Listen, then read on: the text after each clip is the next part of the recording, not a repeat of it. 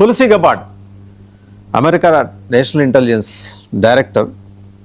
ఆవిడ కరెక్ట్గా ఈ నెలాఖరికి రాజీనామా సమర్పించిన నెలాఖరికి రిలీవ్ అవుతారు. రాజీనామా చేసే ముందర క్లాసిఫైడ్ పత్రాలని డీక్లాసిఫై చేశారు. భయంకరమైన వాస్తవాలు వెలుగులోకి వచ్చాయి.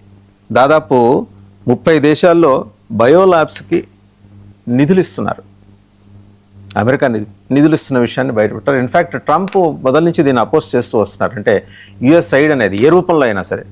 ఇవాళ ఆవిడ కరెక్ట్గా రాజీనామా చేసిన క్రమంలో ఇప్పుడు ఈ క్లాసిఫైడ్ డాక్యుమెంట్స్ని డీక్లాసిఫై చేయడం వెనకాల గల కారణం ఏంటి అర్థం కావట్లేదు. అంటే ఉక్రెయిన్లో ఇప్పటిదాకా 40కి పైగా బయోలాబ్స్, 30 దేశాలు, ఏమో మన దేశం కూడా ఉండొచ్చేమో క్లినికల్ ట్రయల్స్, హ్యూమన్ ట్రయల్స్ అని కొన్నేళ్ల క్రితం మనం మాట్లాడుకుంటూ వచ్చాం. ఇవాళ అవన్నీ నిజమే అనే పద్ధతిలో దీనికి సహకరించిన ఒక అమెరికన్ సైంటిస్ట్, ఆయన సస్పీషియస్ ఇంటిగ్రిటీ ఉంది ఆయనకి, అంటే క్వశ్చనబుల్ ఇంటిగ్రిటీ ఉంది. ఆయన వ్యవహారం కూడా ఇవాళ తిరగతోడే ప్రయత్నం చేస్తున్నారు. ట్రంప్ ఇలాంటి వాటికి మొదటి నుంచి వ్యతిరేకం. అంటే ఇక్కడేదో వాళ్ళ దేశానికి సంబంధించిన నిధులు ఉత్తి పుణ్యానికి పక్క దేశాలకు మళ్ళటం అనే దానికి ఆయన వ్యతిరేకం. ఇది అమెరికన్ ట్యాక్స్ పేయర్స్ మనీ కదా అని. ఈరోజు బయోలాబ్స్ కంటే ప్రపంచంలో పుట్టిన వైరస్లన్నీ దక్షిణాఫ్రికాలోనే పుడతాయి, ఎక్సెప్ట్ వుహాన్ ల్యాబ్లో పుట్టిన కరోనా తప్పించి. సో ప్రపంచంలో ఉన్న మొత్తం సంక్షోభం అంతా దక్షిణాఫ్రికాలోనే ఉంటుంది. అంటే హ్యూమన్ ట్రయల్స్కి, క్లినికల్ ట్రయల్స్కి దక్షిణాఫ్రికాని, అలాగే వర్ధమాన దేశాలు లేదా థర్డ్ వరల్డ్ కంట్రీస్, అభివృద్ధి చెందుతున్న దేశాలు. ఇప్పటికీ అమెరికా మనల్ని అదే కోటాలో చూస్తుంది. ఏమో మన దేశంలో కూడా ఉన్నాయేమో. ఆందోళనకరమైన ఈ వాస్తవాల్ని నేరుగా తులసి గబార్డ్ వెల్లడించడమే ఇవాళ ప్రపంచాన్ని వణికిస్తోంది. ఒక ఎలోబా వైరస్ కావచ్చు, కరోనా కావచ్చు, రకరకాల వైరస్లు ప్రపంచంలో ఇప్పుడు పుట్టుకొస్తున్నవన్నిటికీ కారణం అమెరికా ఇస్తున్న ఫండింగ్ వలన అనే సందేహం ప్రపంచం ఉంది. ఈ అంశానికి సంబంధించి బిగ్ డిబేట్లో మనతో పార్టిసిపేట్ చేస్తున్నారు చందు సాంబశివరావు గారు, scientist, former scientist NASA, as well geopolitical affairs expert. అలాగే పేకెట్ ప్రసాద్ గారు, జియో పొలిటికల్ అఫైర్స్ ఎక్స్పర్ట్. మరి కాసేపట్లో ప్రొఫెసర్ మురళీ మనోహర్ గారు, వారు కూడా జాయిన్ అవుతారు. To start with Chandu Sambasivarao గారు. నమస్తే చందు సాంబశివరావు గారు. నమస్కారం అండి సార్. ఇది చాలా ఆందోళన కలిగించే అంశం ఆవిడ వెల్లడించారు Tulsi Gabbard. Gain of function పరిస్థితుల మీద యాజ్ అ సైంటిస్ట్ మీకు వీటి మీద సమగ్రమైన అవగాహన ఉండి ఉంటుంది. ఈరోజు వాళ్ళే వెల్లడించారు కాబట్టి మనం మాట్లాడుకోవడానికి ఎలాంటి అభ్యంతరాలు ఉండకపోవచ్చు. వస్తాన్ గారు, మీకు, ప్రసాద్ గారికి, పెద్దలందరికీ, అలాగే ప్రేక్షకులు కూడా నమస్కారం. దీన్ని 2 కోణాల్లో చూడాలి వస్తాన్ గారు. American educational ecosystem, research ecosystem అంతా కూడా డిఫెన్స్ ఫండింగ్ తోటి, ప్రధానంగా డిఫెన్స్ ఫండింగ్ తోటి రన్ అవుతుంటుంది. ఇది గవర్నమెంట్ పాయింట్ ఆఫ్ వ్యూలో. On the other side private industry కూడా రకరకాల ప్రాజెక్ట్స్ ని సపోర్ట్ చేస్తూ ఉంటుంది. ప్రతి యూనివర్సిటీలో ఎవరైతే స్టూడెంట్స్ రీసెర్చ్ అసిస్టెంట్స్ గా పనిచేస్తున్నారో వాళ్ళందరికీ కూడా డబ్బులు mostly either they come from national science foundation are US military, లేదు అనుకుంటే ప్రైవేట్ ఇండస్ట్రీ నుంచి వస్తాయి.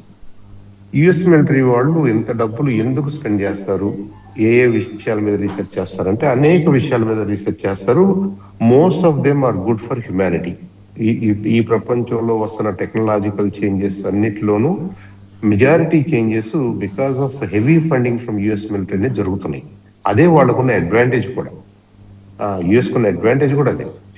అలాగే నేషనల్ సైన్స్ ఫౌండేషన్ వాళ్ళు, అలాగే సెంటర్స్ ఫర్ డిసీజ్ కంట్రోల్ వాళ్ళు, వీళ్ళందరూ కూడా చేస్తారు.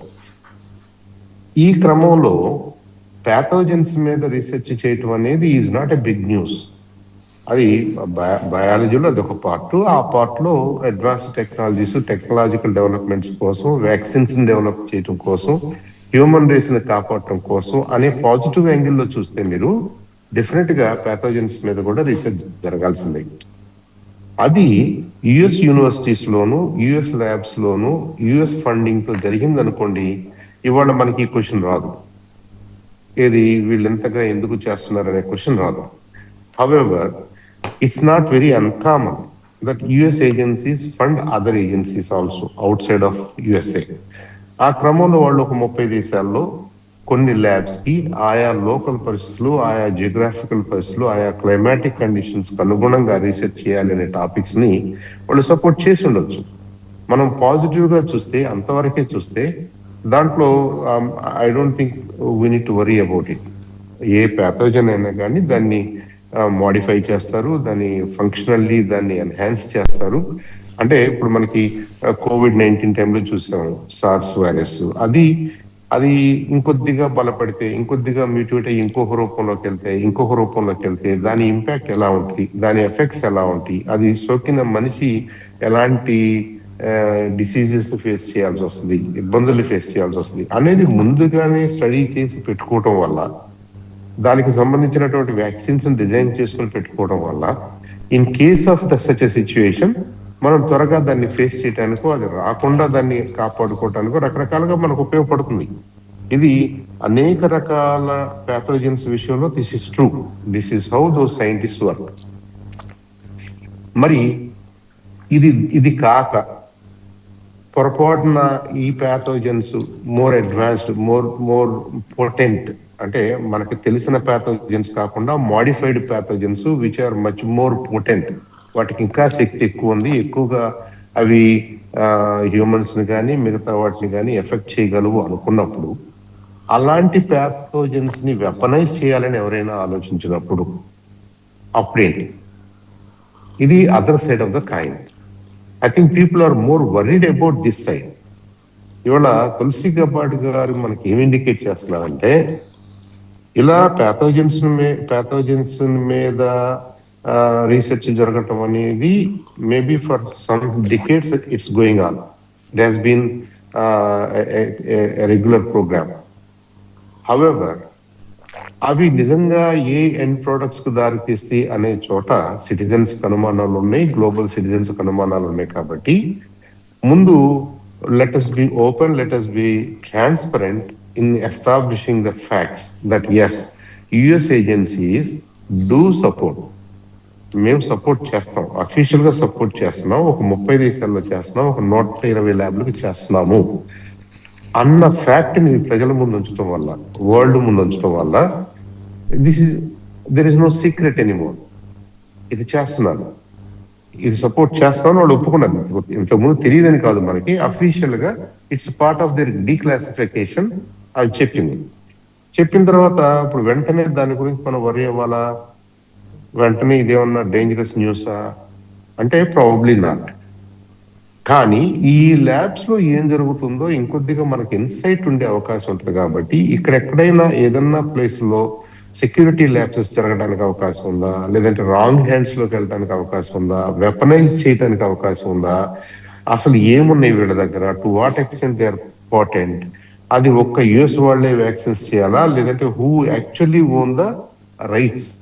ఇప్పుడు మీరు ఒక ప్యాథోజన్ ని హై పొటెన్షియల్ స్టేట్ కి తీసుకెళ్లారండి, functionally it is much more capable.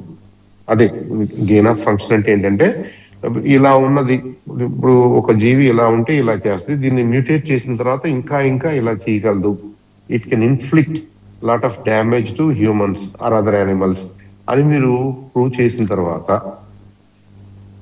తర్వాత వ్యాక్సిన్స్ ని డిజైన్ చేయడానికి అన్నారు కదా. ఈ వ్యాక్సిన్స్ డిజైన్ చేసే హక్కులు ఎవరికి ఉంటాయి? మళ్ళీ ఓన్లీ యుఎస్ ఏజెన్సీస్ కే ఉంటాయా? యుఎస్ ఏజెన్సీస్ లో కూడా మళ్ళీ కొన్ని ప్రిఫర్డ్ కంపెనీస్ కే ఉంటాయా?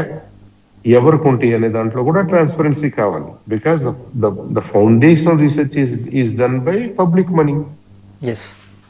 యుఎస్ ట్యాక్స్ డాలర్స్ పే చేస్తున్నారని మీరు ఒప్పుకున్న తర్వాత దీని అవుట్కమ్, దీని మీద వస్తున్నటువంటి ఆ రీసెర్చ్ కానీ దాని ఫలితాలు కానీ ఎవరి చేతిలోకి వెళ్తున్నాయి, ఎవరు దీనికి వ్యాక్సిన్స్ తయారు చేస్తున్నారు, ఎవరు దీన్ని క్యాష్ చేసుకుంటున్నారు ఫర్ ద లాస్ట్ 30-40 years అన్నది కూడా మరి యుఎస్ ఎకానమీకి అవసరం, యుఎస్ సిటిజన్స్ కి అవసరం కదా.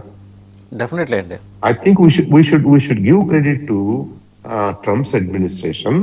ఆయన ఏంటంటే అనవసరంగా మనం వేళ్లు పెట్టొద్దు, మనం ఎక్కడెక్కడ వేళ్లు పెడుతున్నామో వాటిని వెనక్కి తీసుకోవడం మంచిది, మన ట్యాక్స్ పేయర్స్ మనీ తోటి ఈ ప్రపంచంలో ఏదేదో మనం చేయాలనుకుని అందరికి ఎనిమి అవ్వాల్సిన అవసరం కూడా లేదు అనే ఒక he's coming from far right to the center position అనుకోవచ్చు. మనం మనం ఏదో అగ్రెసివ్ గా మనమే డామినేట్ చేయాలి, మనమే కంట్రోల్ చేయాలి అనే కొంతమంది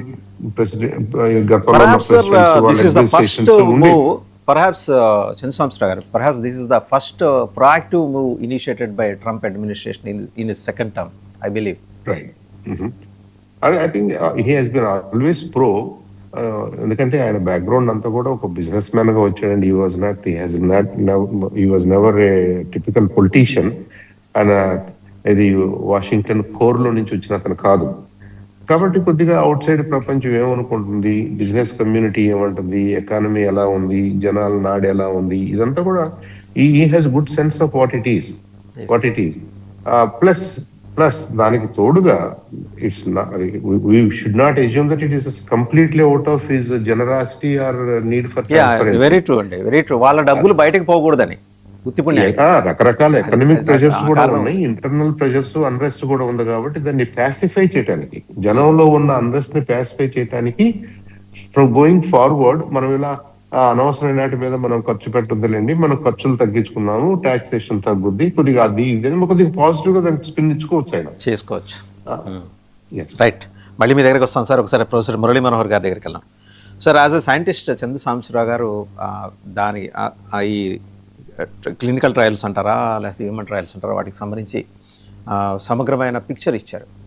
ఇక్కడ పొలిటికల్ యాంగిల్ తీసుకుంటే ఆవిడ ఈ నెలాఖరికి రిలీవ్ అవుతున్నారు, డైరెక్టర్ నేషనల్ ఇంటెలిజెన్స్ నుంచి. సరే, ఆమెకి ట్రంప్ అడ్మినిస్ట్రేషన్ తోటి వివాదాలు. She was democrat earlier, later she became republic.